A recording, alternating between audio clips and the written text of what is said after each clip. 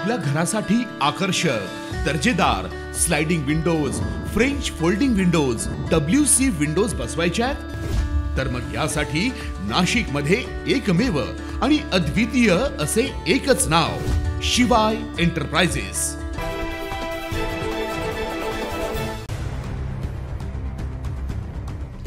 संगीत ऐकणं, फोनवर गप्पा मारणं, कामाच्या वेळी एकाग्रता राखणं यासाठी अनेक जण इयरबड्स वापरतात। पण इयरबड्सचा अतिरेकी आणि सतत वापर तुमच्या कानांवर गंभीर परिणाम करू शकतो।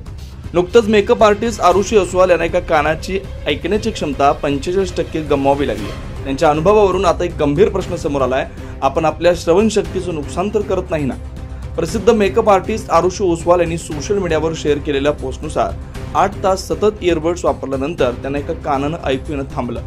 डॉक्टरांनी सांगितलं की त्यांना sudden sensory neural hearing loss झाला, म्हणजेच एका कानातील श्रवणशक्ती अचानक कमी झाली।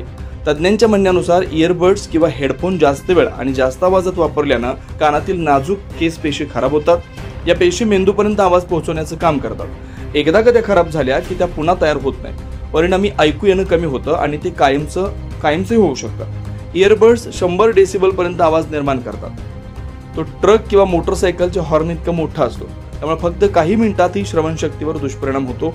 जागतिक आरोग्य संघटनेनं देखील आवाजाची सुरक्षित मर्यादा निश्चित केली। 80 डेसिबल आठवड्याला 40 तास, 85 डेसिबल 12.5 तास, 95 डेसिबल फक्त 4 तास, 105 डेसिबल केवळ 20 मिनिटं। तर इयरबड्स वापरताना आता तर हे सर्व टाळण्यासाठी WHO मार्गदर्शक सूचनांसोबत 60-60 नियम पाळणं अत्यावश्यक आहे। 60-60 नियम लक्षात ठेवा। आवाज 60% पेक्षा जास्त ठेवू नका। 60 मिनिटांपेक्षा जास्त सतत इयरबड्स वापरू नका। दर तासाला कानांना विश्रांती द्या। शक्य असल्यास नॉइज कॅन्सलिंग इयरबड्स वापरा।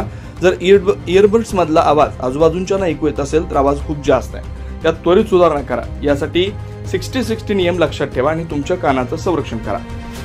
अलीकडेच अगर तुम साथ हो, दिल ने ये कहा है दिल से, पहली पहली बार मोहब्बत की है अशी असंख्य हृदयस्पर्शी गाणी आपल्या सुरेल आवाजात गाणारी गायिका अलका याग्निक आता स्वतः कोणतीही गाणी ऐकू शकत नाही। डॉक्टरांनी त्यांना सेन्सरी नर्व्ह हिअरिंग लॉस झाल्याचं निदान दिलंय।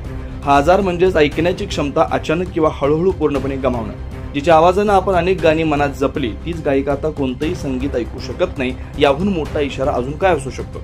आजची जीवनशैली ही डिजिटल झाली आहे, पण आपल्या शरीराच्या संवेदनशील भागांचं संरक्षण करणंही तितकंच महत्त्वाचं आहे। अन्यथा एकदा श्रवणशक्ती गेली तर परत येईलच याची हमी नाही। तर आपण इयरबड्सचा वापर करत असाल तर आजपासूनच ही माहिती लक्षात ठेवा। टेक्नॉलॉजीचा वापर करा, पण आपल्या आरोग्याच्या किमतीवर नाही। कान जपा, कारण एकदा श्रवणशक्ती गेली तर ती परत मिळेल याची हमी नाही। अशाच माहितीपूर्ण माहितीसाठी पाहत राहा 9 news Maharashtra. 9 news Maharashtra bureau, Nashik.